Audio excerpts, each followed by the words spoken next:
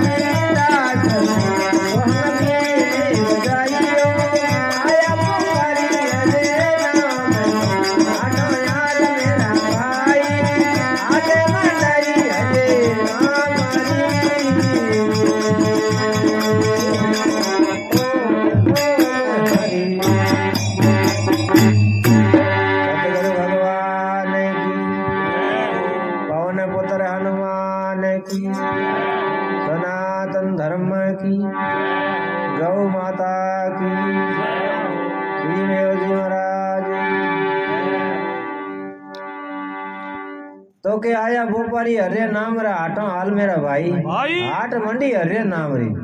सो अंग शब्द निज नाम है गुरु हाट मंडाई सतुर नर सौदा करे मूर्ख मूल गमाई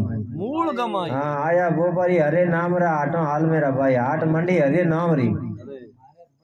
तो के मन दवंडी तन ताकड़ी सुरता भई भोपारण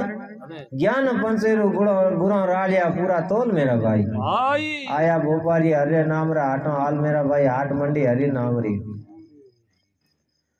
तो के जीव भरम संतो एक है दुतिया भरम दोय अरे दुतिया भरम भायो मेट दो निज नेडो है साई आया भोपारी हरे नाम रा हाटो हाल मेरा भाई हाट मंडी हरि नाम री तो के अमर लोक रो हंसलो मरतु लोक में आई केवे कबीर सा धर्मी दास ने सोहंग बीन बजाई कई संत महात्मा